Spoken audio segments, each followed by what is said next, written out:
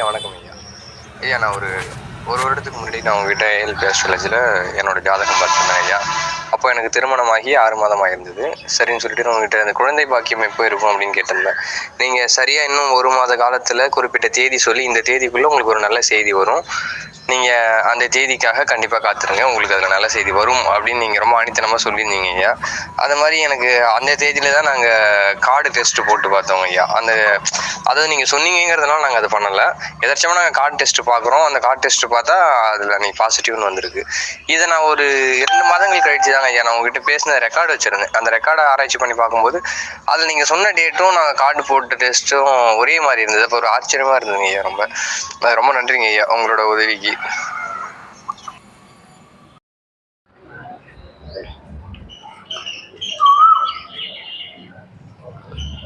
அனைவருக்கும் வணக்கம். எங்கும் நிறைந்திருக்கும் குருவினரோடும் பிரிவினரோடும் அட்சலக்கண பദ്ധதியோட ஸ்ரீ குரு சிவகாசி காலத்தில் அட்சலக்கண பദ്ധதி அப்படின்ற ஜோட முறையில் நாம் பலன் பார்க்கும் பொழுது நம்மளுக்கு பார்த்திங்கன்னா பலன்கள் துல்லியமாக வரும். அட்சலக்கண பദ്ധதி அப்படின்னா நம்முடைய பிறப்பு கால லக்னத்திலிருந்து நம்மளுடைய வயது வளர்வதற்கு தக்க நம்மளோட லக்னம் அப்படிங்கிறத நகட்டி பார்க்குறதா அட்சலக்கண பദ്ധதி அப்படிங்கிற ஜோட மெத்தட்.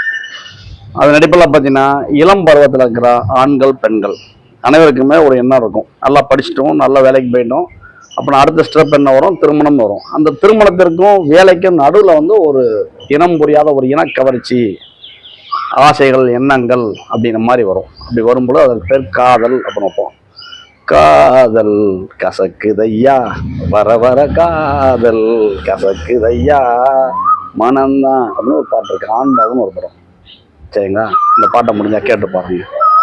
ஒரு சில நேரங்களில் வயசான பெரியவங்க காதலாகி கசிந்துருகி அப்படின்னு சிவன் மேலே பெருமாள் மேலே அன்பா போயிடுவாங்க. அது ஒரு விதமான காதல். இளம் பருவத்தில் வர்றது இனக்கவர்ச்சி சார்ந்த ஒரு அன்பு, சரிங்களா? நமக்கு யார் பரிவாக பேசுகிறாங்களோ அவங்க மேலே அன்பு பெருகிடும், சரிங்களா? பெற்றோர்கள் படி வேலைக்கு போ, இப்படி இரு அப்படின்னு ஸ்ட்ரிக்டாக போகிறப்ப ஒரு ஆள் இலகுவாக நீ செய்கிறதெல்லாம் கரெக்டாக தான், நீ செய்ய அப்படின்னு பச்சை கொடி காமிக்கிறப்ப அவங்க மேலே அன்பு பெருக்கெடுத்துரும். அதுக்கு பேர் காதல் வந்துடும். காதல்ங்கிறது வேற, திருமணம்ங்கிறது வேற. காதல் அப்படிங்கிறது சக்ஸஸ் ஆகணும் அப்படின்னா நம்ம என்ன பண்ணலாம், நம்ம ஜாதகத்தை நம்மளே புரிஞ்சுக்கிறதுக்கு என்ன செய்யணும், எளிய டிப்ஸ். காதல் வெற்றி அடையுமா அடையாதா அப்படின்னு நம்மளே பார்க்கறதுக்கான டிப்ஸ். வேற ஒன்றும் இல்லைங்க. ஏஎல்பி ஆஸ்ட்ராலஜி இன் தமிழ் அப்படின்னு கூகுள் ப்ளே ஸ்டோரில் போய் நீங்கள் ஒரு ஆப் டவுன்லோட் பண்ணீங்கன்னா, அது ஃப்ரீ ஆப்பு. டவுன்லோட் பண்ணீங்கன்னா அதில் உங்களுடைய டேட்டா பர்த்தை ஃபிட் பண்ணும்பொழுது உங்களுக்கு ஒரு ஜாதக கட்டம் ஓப்பன் ஆகும். இதே போல், சரிங்களா? இப்படி ஓப்பன் ஆகும் பொழுது உங்களுடைய பிறப்பு கால லக்னத்திலிருந்து, சரிங்களா, உங்களுடைய பிறப்பு கால லக்னத்திலிருந்து இன்றைய வயதின் லக்னம் அப்படின்னு அட்சய லக்னம் அப்படின்னு எங்கே போகுதுன்னு பார்க்கணும். அட்சய லக்னம்ங்கிற ஏஎல்பி அப்படின்னு போட்டுருக்கும் அந்த பாக்ஸில். பிறப்பு கால லக்னம் குண்டுலா போட்டிருக்கும், சரிங்களா? இப்படி இருக்கும் பொழுது 10 வருடங்கள் ஒரு லக்னம் நகலும் அப்படிம்பாங்க. இப்படி இருக்கிறப்ப இந்த பாக்ஸோட அதிபதி யாருன்னு பார்க்கணும். உதாரணத்துக்கு இது புதன், சரிங்களா? இது கன்னி வீடு. அப்போ நான் இயங்குகின்ற நட்சத்திரம் அப்படிங்கிறது கீழே இதுக்கு கீழே சாட்டும் ஏஎல்பி அப்படின்னு போட்டு வரும்போது அதனுடைய நட்சத்திர புள்ளி வரும். இது சித்திரை 2 அப்படின்றது. இது போல நமக்கு எந்த நட்சத்திரங்கள் இயங்குதுன்னு தெரியும். இந்த பாக்ஸுக்குள்ள 9 நட்சத்திர புள்ளிகள் இருக்கும், அதுல எது இயங்குதுன்னு தெரியணும். இவ்வளவுதான். அன்பு காதல் அப்படின்னா 5ஆம் இடங்க, சரிங்களா? அப்படின்னா அட்சய லக்னத்துக்கு 1, 2, 3, 4, 5 இந்த 5ஆம் இடம் அப்படிங்கிறது தான் காதல் ஸ்தானத்திற்குரியவர், சரிங்களா? அப்பனா நம்ம என்ன புரிஞ்சுக்கணும்னா, இயங்குகின்ற நட்சத்திரமாக இருக்கின்ற எந்த நட்சத்திரமாக இருக்கட்டும். உதாரணத்துக்கு நம்ம செவ்வாய்னு எடுத்துக்கணும். சித்திரை 2ன்னா செவ்வாய், சரிங்களா? இந்த செவ்வாய் எங்க இருக்காருன்னு பார்க்கணும். இவ்வளவுதாங்க. செவ்வாய் இந்த 5ஆம் இடத்துலயே இருந்தாருன்னா காதல் சக்சஸ் அப்படின்னு எடுத்துக்கணும். ஆனா இவர் 5ஆம் இடத்திற்கு 12ஆம் வீடு, இதை 1 நின்றுட்டு 2ன்னா இது 12ஆம் வீடு இருக்கு. அப்பனா காதல் விரயம் அப்படின்னு வரும். ஏன்? நம்மளை உடலை இயக்கிக்கிட்டு இருக்கிறது யாரு, இன்றைய செயல் செய்வது யாரு அப்படின்னா சித்திரை அப்படிங்கிற செவ்வாய். இது பார்த்தீங்கன்னா அக்டோபர் மாதம் 2001 பிறந்தவுடைய ஜாதகம், சரிங்களா? செவ்வாய் நின்ற சாரம் உத்திராடம் 1. ஏன் அதை சொல்கிறோம்னா ஒரு சிலர் இது குறிப்பிடுறதுக்காக கேட்பாங்க, சரிங்களா? இது இந்த லக்னம் முடிய போகுது, சித்திரை 2 போகுது, சரிங்களா? அப்படின்னா இந்த நேரம் காதலுக்கு உகந்த காலமா அப்படின்னா இல்லவே இல்லைங்க. நான் ஒரு பையனை காதலிக்கிறேன், வீட்டில் இதை சொல்லி கல்யாணத்துக்கு கொண்டு போகலாமா அப்படின்னா கொண்டு போக முடியாது. காதலை சொன்னா அது விரயம் ஆகிடும், சரிங்களா? எப்படி விரயமாகும்? அட்சய லக்னத்திற்கு இது 4ஆம் வீடு, சரிங்களா? இந்த காதல் சக்சஸ் ஆகிறதுக்கு அம்மா தடுப்பாங்க அப்படின்னு லேசாக ஒரு பாயிண்ட் அடிக்கலாம். இது இந்த சித்திரை 2 முடிஞ்சதுக்கு அப்புறம் லக்னமானது வந்து இங்கிருந்து இங்கிட்டு நகலும். அட்சய லக்னம் இப்படி நகலும் பொழுது இதுக்குள்ள இருக்கிற முதல் நட்சத்திர புள்ளி சித்திரை 3 தான். அப்படி சித்திரை 3ன்னு வரப்ப 1, 2, 3, 4, 5 அப்படின்னா 5ஆம் இடம்ங்கிறது வந்து மாறுது. இந்த 5ஆம் இடத்திற்கு 11ஆம் வீட்டுல செவ்வாய். அப்படின்னா இயங்குகின்ற நட்சத்திரமாக இருக்கின்ற சித்திரை 3 ஓடுகின்ற காலங்கள்ல நம்ம காதல சொன்னா சக்சஸ் ஆயிடும். இவங்க வந்து தற்சமயம் ஒரு 2 மாத காலத்துக்கு முன்னாடி கவர்மெண்ட் வேலை வாங்கியிருக்கிறாங்க. ஏன் அப்படின்னா இயங்குகின்ற நட்சத்திரத்தில் இருக்கிற செவ்வாய் தன்னுடைய 7ஆம் பார்வையால இந்த 10ஆம் வீட்டை தொடர்புனால மதிப்பு மிக்க மரியாதைக்குரிய ஒரு பெரிய கவர்மெண்ட் வேலை கிடைச்சிருக்கு. ஏன் நம்ம ஜாதகத்தை போலன்னா போட வேண்டாங்கிறதுக்காக மாசத்தை மட்டும் சொல்லியிருக்கோம். சரிங்களா, 2001 அக்டோபர். அப்படின்னா இங்கே நம்ம என்ன புரிஞ்சோம்னா உங்களுக்கு வந்து ஒரு நல்ல அரசு வேலை வந்துருச்சு. அரசு வேலை வந்ததுக்கப்புறம் தனக்கு ஒரு சப்போர்ட் பண்ண ஒரு நண்பரை வந்து காதலிக்கிறேன் அப்படிங்கிறாங்க. காதல் சக்ஸஸ் ஆகுமான்னு கேட்குறாங்க. பொறுத்தார் பூமி ஆழ்வார். என்ன செய்யணும், பொறுத்தீங்க 1 இயர் பொறுத்தீங்கன்னா அதே பையனை கல்யாணம் முடிச்சுக்கலாம். அப்படி இல்லை எனக்கு இப்பயே வேணும் அப்படிங்க விருப்பப்பட்டீங்கன்னா காதலுக்கு நிறைய தடைகள் இருக்கும், தாமதங்கள் இருக்கும், காதலிச்சவரை காரம் பிடிக்கல கஷ்டங்கள் இருக்கும். அப்புறம் வந்து அடிச்சிருக்கும். எப்படி நம்ம கண்டுக்கணும், ஒரே பாயிண்ட் தான். இயங்குகிற நட்சத்திரம் யாரு, 5னா காதல். அந்த 5ஆம் இடத்துக்கு எங்க இருக்காங்க அப்படின்னு பார்க்கணும். சரிங்களா, இப்படி பார்த்தாலே நமக்கு நம்மளே புரிந்து கொள்ள முடியும். அப்படின்னா இது வந்து ஏற்ற காலமா, திருமணத்திற்கான உகந்த காலமான காலம் தான்.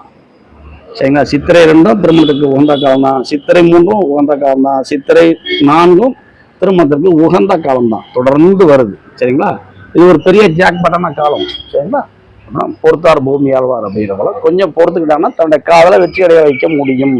சரிங்களா, ஒரு நேரத்துக்கு பெற்றோர்கள் வந்து ரொம்ப கட்டன் ரைட்டாக இருக்கிறாங்க, திருமணத்தையே முடிச்சே ஆகணும், நல்லா வேலை கிடைச்சிச்சு அப்படின்னாங்கன்னா தன் மனதுக்கு ஒப்பாத ஒரு நபரை திருமணம் முடிக்கிறவங்கிறத அன்பு செலுத்த முடியாமல் தடுமாறுவாங்க. ஆனால் இந்த சித்திரை 2 முடிந்து சித்திரை 3 மாறும் பொழுது அவங்க வந்து அன்புங்க வந்து பெருக்கெடுத்து ஓட ஆரம்பிச்சோம். ஏன், 5ன்னா அன்பு. சரிங்களா, அந்த 5ஆம் பாகத்திற்கு அடுத்த லக்னம் மகளும் பொழுது 5க்கு 11 செவ்வாய் வந்துடுறாரு. இப்படிதான் இயங்குகின்ற நட்சத்திரம் இதை வச்சு சொல்ல முடியும். மேற்கொண்டு என்ன சொல்லலாம் அப்படின்னா கோச்சாரத்துல செவ்வாய் பகவான் அப்படிங்கிறது எங்க நகர்ந்து போயிட்டுதான்னு பார்க்கலாம்.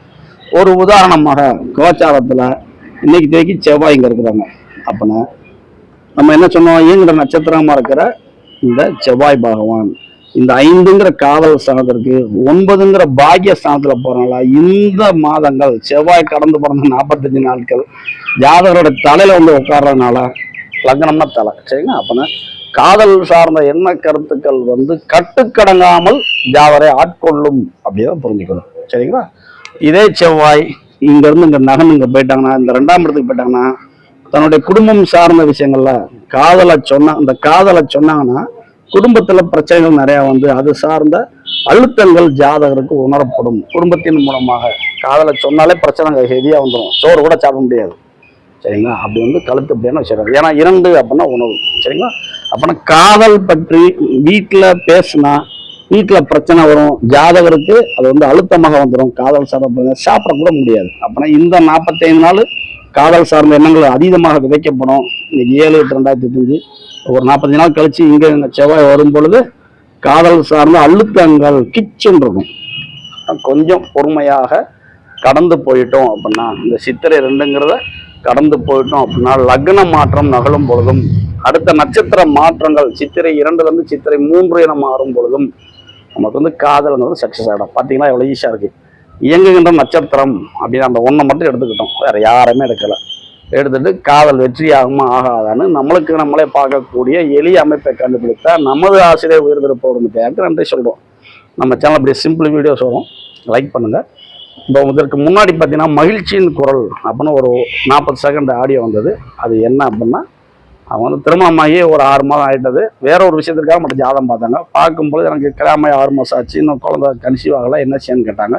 அந்த நேரத்தில் அவங்களோட கோச்சாரத்தை இணைச்சி பார்த்து ஒரு குறிப்பிட்ட தேதி கொடுத்து இந்த தேதியில் வந்து கன்சீவ் வரக்கான பிராப்தம் இருக்குது, கணவன் மனைவி 2 பேரும் தாம்பத்தில் சரியான முறை இணையும் பொழுது கன்சீவ் ஆடுவாங்க அப்படின்னு அவங்க சரினாங்க. இப்போ எனக்கு எதாச்சும் அவங்க வந்து ஃபோன் பண்ணாங்க, 6 மாதம் கர்ப்பமாக இருக்கிறாங்க, நாங்கள் வந்து உங்களுடைய ரெக்கார்டிங்கை நாங்கள் திடீர்னு கேட்டோம், நீங்கள் சொன்ன தேதியில் கரெக்டாக அன்றைக்கி தான் டெஸ்ட் எடுத்து பார்த்துருந்தோம், எங்களை அறியாமையே கன்சீவாக இருக்காங்கன்னு ஒரு நல்ல தகவல் வந்தது. இப்போ 6 மாத கர்ப்பமாக இருக்காங்க, ரொம்ப நன்றினாங்க.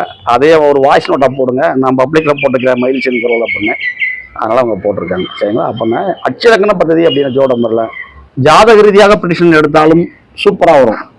கோச்சார ரீதியாக இப்ப சொன்னோம்ல, லக்னத்துல செவ்வாய் நிற்கிறாரு, காதல் சார்ந்த என்ன கருத்துக்கள் அதிகமாக விதைக்கப்படும் அப்படின்னா நமக்கு வந்து கோச்சாரத்தை நினைச்சு பார்த்தா பதில் துல்லியமாக வரும். சரிங்களா? எனக்கு வந்து அச்சலக்கணமா பிடிக்கல, ஏழிப்பு என்னன்னு தெரியல, அதெல்லாம் கரெக்டாக வருமா, லக்னம் நகருமா அப்படின்னு நீங்கள் யாராவது உங்களுக்குள்ள ஒரு மனசுக்குள்ள ஒரு எண்ணங்கள் இருந்ததுன்னா நீங்கள் வேற ஒன்றும் செய்யாதீங்க. உங்களுடைய அச்சலக்கண பദ്ധதி அப்படிங்கிற மென்பொருளோட பண்ணிட்டு உங்களை அச்சலக்கணம் என்னன்னு தெரிஞ்சுக்கோங்க, அட்சய நட்சத்திர புள்ளி என்னன்னு தெரிஞ்சுக்கோங்க, கோச்சாரத்தில் எங்கே போகுதுன்னு பாருங்க. நீங்கள் ஒரு ஜோடராக இருந்தால் அவரோட நகர்வை வச்சு உங்களுக்கு பலன் நடக்குதான்னு பாருங்க. நம்மளுக்கு நம்மளே அப்படிங்கிற போல எப்படி எனக்கு காய்ச்சல் அடிக்கிறத நான் எப்படிங்க உணர்வேன்? உடம்பு டயர்டாயிடுங்க, சாப்பாடு கொடுத்தா சாப்பாடு கசக்குங்க, ஊறுகாத்திங்கணும் போல இருக்குங்க. இதாங்க அறிகுறி. ஒரு மனிதனுக்கு காய்ச்சல் வந்தா அது போல நம்மளுக்கு என்ன நடக்குன்னு நம்மளா உணர முடியும்ல. அப்புறம் நம்மளுக்கு நம்மளே கோச்சாரத்தை வச்சுட்டு கூட இந்த அட்சலக்கணம் அப்படிங்கிறது எவ்வளவு தெளிவாக மக்களுக்கு பயன்படுதுங்கிறத இந்த பிரபஞ்சம் வந்து உணர்த்துது. சரிங்களா? நம்மளோட சேனலை எல்லாரும் சப்ஸ்கிரைப் பண்ணுங்க, லைக் பண்ணுங்க. யாருக்காவது ஏஎல்பி சம்பந்தமாக அஸ்ட்ராலஜி கன்சல்டேஷன் வேணும்னா இந்த நம்பரை கான்டக்ட் பண்ணுங்க. சரிங்களா? அனைவருக்கும் நன்றி. மீண்டும் ஒரு பெரிய வீடியோவில் சந்திப்போம். நன்றி, வணக்கம்.